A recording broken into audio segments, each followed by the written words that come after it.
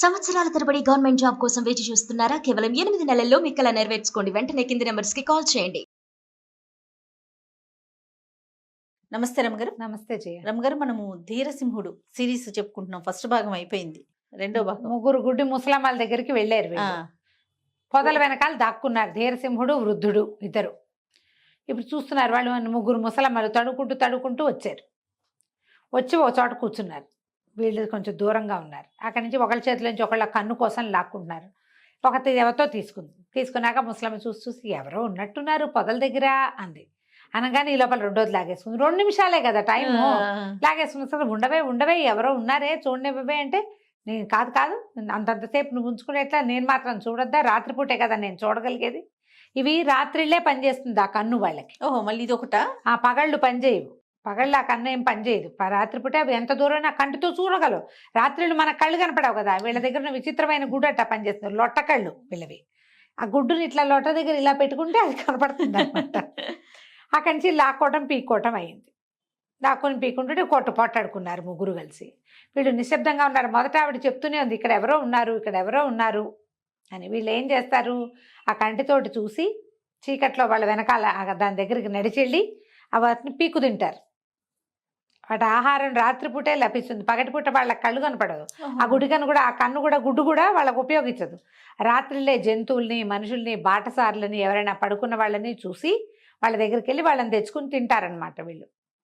సరే ఏమైంది, ఇద్దరు పోటాడుకున్నారు. ముగ్గురు పోటాడుకుంటే సరే ఏమంది, ఇవి చూడ్డానికి ఏమీ లేదు, పొట్ట నిండుగా ఉంది, సరే నేను అరిచేతిలో పెట్టుకుంటా, మీ ఇద్దరిలో ఎవరు ఫస్ట్ లాక్కొని తీసుకుంటే వాళ్ళు తీసుకున్నట్టు అని మధ్యలో ఆవిడ ఏం చేసింది, ఇటా చేయబెట్టి చేతిలో ఆ గుడ్డు పెట్టుకుంది.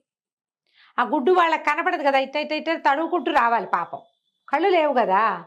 ఈ లోపల ఏం చేశాడు ఈ ముసలాయన, ఒరే మధ్య ఆవిడ చేతిలో ఉంది, పరిగెత్తుకుంటూ వెళ్ళి పట్టుకొచ్చేసి అన్నాడు. కుర్రాడు ఒక్క ఉరుకుని వెళ్ళేసి దాన్ని లాగేసుకున్నాడు. ఈ మధ్యలో కూర్చున్న ముసలమ్మ ఏమనుకుంది, ఇటుతో అటుతో చెల్లెళ్ళు తీసుకున్నారనుకుంది.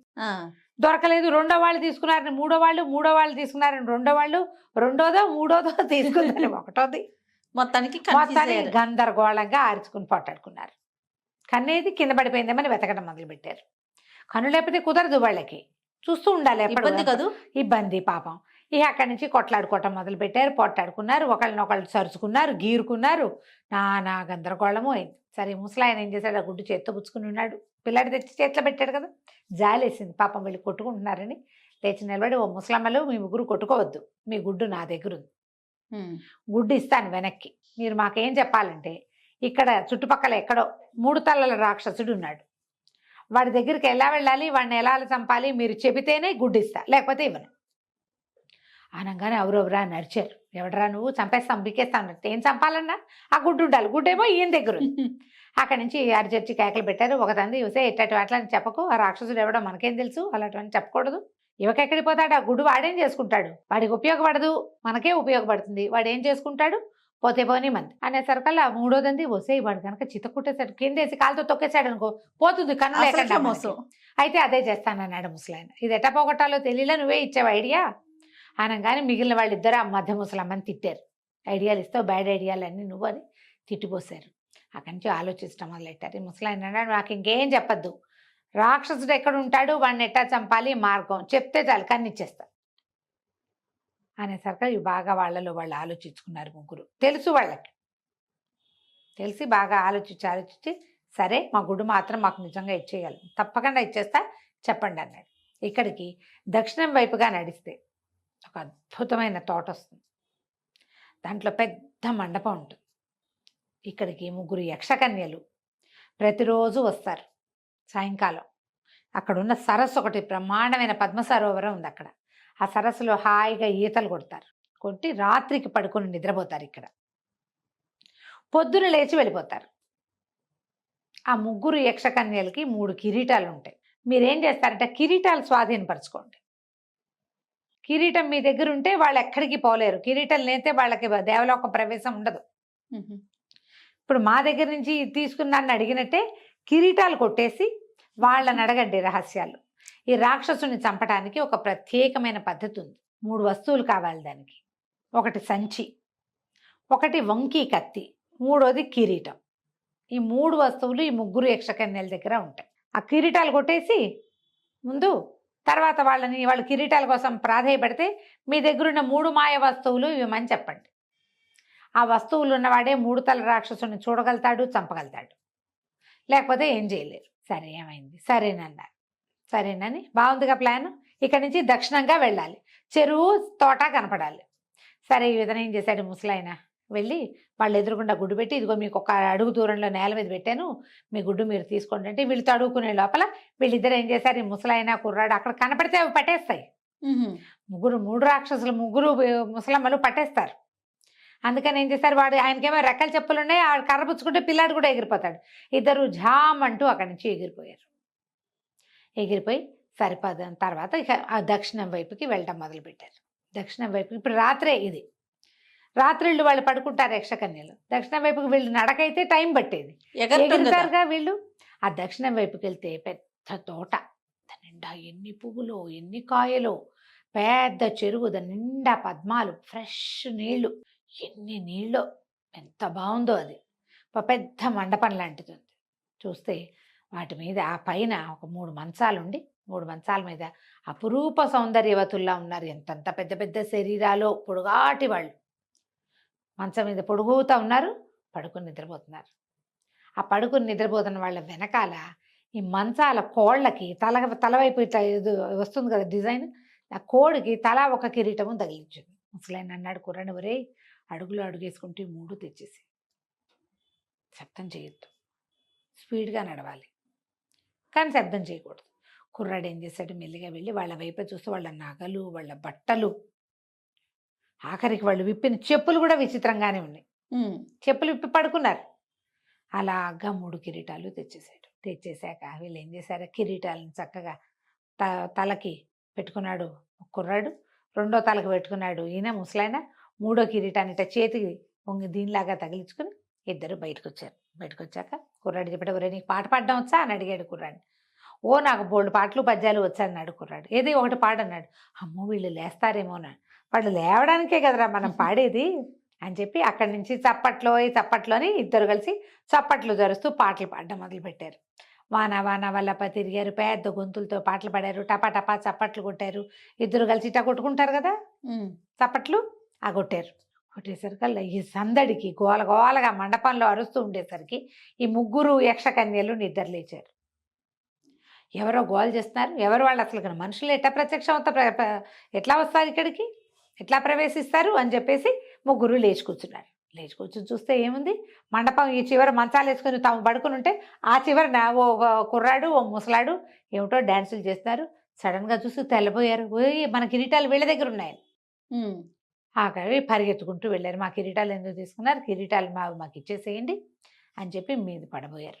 వీళ్ళ దగ్గర చెప్పులు కర్ర ఉన్నాయిగా, వాళ్ళకి అందకుండా ఎగరటం మొదలుపెట్టారు. వీళ్ళు చెప్పు ఎగురు అంటే ఎగురుతుంది, ఆ కర్రను ఎగురు అంటే ఎగురుతుంది, నుంచుంటాయి. ఈ 3కి శక్తులు లేవు ఇప్పుడు, ఆ కిరీటాలు పెట్టుకుంటేనే ఉంటాయి. 3 అమ్మాయిలు నిలబడి చూస్తూ నుంచున్నారు. ఏం చెయ్యాలో తెలియక బతిలాడడం మొదలెట్టారు. రే ముసలాడాలు ఏమన్నావు, పెద్దవాడివి, ఇట్లా చేయొచ్చా నువ్వు, కిరీటాలు లేకపోతే మాకు చేతులు కాళ్ళు కదలా, ఊరికే నడుస్తాం మనుషుల్లాగా, యక్షకన్యలో మాకు బోల్డు శక్తులు ఉంటాయి, శక్తులన్నీ కిరీటాల్లో ఉన్నాయి, అసలు ఇక్కడి నుంచి వెళ్ళాలంటే ముందు మాకు కిరీటాలు కావాలి, మా కిరీటాలు మాకు ఇచ్చేసేయమని బతిలాడారు. బతిలాడితే ముసలాయన అన్నాడు, అట్లా కాదు, మీ దగ్గర 3 మాయ వస్తువులు ఉన్నాయి కదా, ఏ వస్తువు ఇస్తే ఆ వాళ్ళ కిరీటం ఇస్తా అనేసరికి వీళ్ళు అన్నారట, ఇవ్వకూడదు, అది చాలా ప్రమాదం. అంటే అయితే మీరు ఇక్కడే ఉండండి, మీ కిరీటాలు తీసుకుని మేము మా ఇంటికి వెళ్ళిపోతాం అన్నారు. ఈ అమ్మాయిలు 3 బాగా ఆలోచించుకుని, సరే ఎప్పటికో ఒకప్పటికి జరగాల్సిందే, వాళ్ళకి తెలుసు ఈ వస్తువులు ఎవరికైనా ఇస్తే రాక్షసుడు చచ్చిపోతాడని.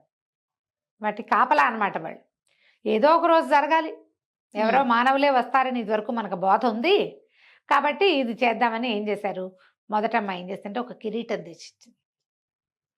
కిరీటం సరిపుచ్చుకున్నాడు, ఆ కిరీటం ఆమె చేతిలో పెట్టాడు ముసలాయన. 2వ అమ్మాయి ఏం చేస్తుందంటే ఒక వంకి కత్తి, ఇంత పొడుగ్గా ఉంది, ఇట్లా వంపు తిరిగి ఉంది, ఇచ్చింది. ఆ వంపు కత్తి ఇచ్చింది, వాడి కిరీటం ఇచ్చేశారు. 3వ అమ్మాయి ఒక సంచి పట్టుకొచ్చింది, ఆ సంచి తీసుకున్నారు. నేను మొదటి భాగంలో ఒక విషయం చెప్పకుండా వదిలేసింది ఏంటంటే, కుర్రాడు కత్తి డాలు తెచ్చుకున్నాడు కదా, ముసలాయన ఏమన్నాడంటే, సరే నేను నిన్ను అక్కడికి తీసుకెళ్తాను, నీ దగ్గర ఉన్నది కత్తి డాలే కదా, డాలుని బాగా మెరుగు పెట్టని చెప్పాడు. మెరిపించాలి, డాలు పాత పడిపోయింది, ఇనపడాలు, అదే ఇత్తడు ఇనప ఉంటాయి కదా, వీడేం చేశాడా, చుట్టుపక్కల ఉన్న ఇసుకేసి దాన్ని బాగా రుద్ది నున్నగా చేశాడు. అదేంటంటే మొహం చూసుకుంటే అద్దంలాగా కనపడాలన్నమాట. ఓహో, అద్దంలాగా కనబడే డాల్ ఉంది వాడి దగ్గర. సరే ముగ్గురు ఏం చేశారు, వెళ్ళి ఆ ముగ్గురు యక్షకన్యలు బతుకు జీవుడా అనుకుని ఆ కిరీటాలు 3 పుచ్చుకుని వాళ్ళ దారిని వాళ్ళు వెళ్ళిపోయారు. జాగ్రత్తగా ఉండండి అని వీళ్ళకి చెప్పి వెళ్ళారు. సరే ముసలాయన కుర్రాడు ఇద్దరు కలిసి తమకు దొరికిన మాయ సంచి, మాయ కిరీటం, మాయ వంకి కత్తి ఆ 3 పుచ్చుకుని యువతలకు వచ్చారు. వచ్చాక అప్పటికి ఎన్ని రోజులైందో బయలుదేరి ఈ ముసలాడు కనపడక ముందు ఎప్పుడో తిన్నాడు ఆ పిల్లాడు అన్నం. ఓకే. తిండి లేదు. తిండి లేకపోయేసరికల్లా వీడు అన్నాడు, అన్నం మాట ఎత్తి 3-4 రోజులు అయిపోయింది, ఆహారం లేదు, అక్కడ తిరిగి ఇక్కడ తిరిగి చచ్చిపోతున్నా, కడుపులో కాలిపోతుంది, 2 రోజులు అయిపోయింది. ఏమైనా తిందామంటే ఆయన నవ్వొచ్చింది. నవ్వుతున్నాడు. నవ్వుతుంటే కుర్రాడు అన్నాడు, ఏమిటి నేను అన్నం అడుగుతుంటే నవ్వుతావు? రెక్కల చెప్పులు వేసుకుని నన్ను మాసుకొచ్చినట్టుగానే ఆకలి లేకుండా ఏదైనా వేసుకున్నావా నువ్వు అంటే నవ్వాడనమాట ఆయన. ఒరే అది కాదురా నాయన, మనకు 3 వస్తువులు వచ్చాయా, 3 వస్తువుల్లో మాయ సంచి ఏమిటనుకుంటున్నావు, దాంట్లోంచి ఆహారం వస్తుంది అని చెప్పి ఆ సంచిని బోర్లించి పెట్టాడు. బోర్లించి పెడితే అందులోంచి ముందో 2 పళ్ళు వచ్చినాయి. ఆ 2 పళ్ళు తీయగానే ఇంకో 4 వచ్చినాయి. 4 తీయగానే 8 వచ్చినాయి. ఆ వస్తూనే ఉన్నాయి. ఎన్ని రకాల పళ్ళు వచ్చినాయో అందులోంచి. కుర్రాడు చాలు అనేదాకా ఆ సంచి బోర్లించే ఉంచాడు ముసలాయన. ఓకే. బోర్లించిన సంచులోంచి వస్తువులు వస్తూనే ఉన్నాయి. సరే ఇద్దరు కడుపు నిండా తిన్నారు. తిన్నాక అప్పుడు ఏం చేశాడు, ఆ కిరీటం ఇచ్చారు కదా, కిరీటాన్ని ఎత్తి కుర్రాడి చేతిలో పెట్టాడు. నెత్తి మీద పెట్టాడు. నెత్తి మీద పెట్టి, ఎరా అబ్బాయి నువ్వు నేను నీకు కనిపిస్తున్నానా అన్నాడు. ఎందుకు కనపడవు, నా పక్కనేగా ఉన్నావు అన్నాడు. కానీ నువ్వు నాకు కనిపించట్లేదురా అన్నాడు ముసలాయన. కుర్రాడు ఆశ్చర్యపడి, అదేంటి తాత అన్నాడు. అదంతేరా, కిరీటం తీసి నా నెత్తి మీద పెట్టి ఇప్పుడు అన్నాడు. కుర్రాడు కిరీటం తీసి తాత నెత్తి మీద పెట్టాడు. ఇప్పుడు తాత కనబడ్డం మానేశాడు. అప్పుడు వాడికి తెలిసింది ఆ కిరీటం ఏమిటంటే మాయ కిరీటం. ఓహోహో. అది పెట్టుకుంటే మాయమైపోతారు. ఓకే. ఎవరికి కనపడరు, ఎవరు చూడలేరు, వాళ్ళన్నిటినీ చూస్తుంటారు. ఆ బాగుంది. కత్తి ఏమో రాక్షసుని చంపడానికి ఉపయోగపడే కత్తి, సంచి ఏమో ఈ ఆహారపు సంచి. సరే ఏమనుకున్నారు, ఒకరితో ఒకళ్ళు కాసేపు మాట్లాడుకుని ఆ విషయం ఈ విషయం చెప్పుకుని మనం రాక్షసుండే దగ్గరికి వెళ్దాం. కిరీటం పెట్టుకుంటే ఎక్కడికైనా వెళ్ళిపోవచ్చు, మనం ఎక్కడికి కావాలంటే వెళ్ళిపోతాం. సరే ఇది ఆలోచిద్దాం, ఎప్పుడు వెళ్ళాలి అని. ఇప్పుడంతా రాత్రి తెల్లవారుజామున ఇది జరిగింది. ఉదయకాలంలో వెళ్ళాలి. ఎలా వెళ్ళి ఏం చేసి ఆ రాక్షసుని చంపారో మనం వచ్చే భాగంలో తెలుసుకుందాం. తప్పకుండా రమణ. నమస్తే. నమస్తే.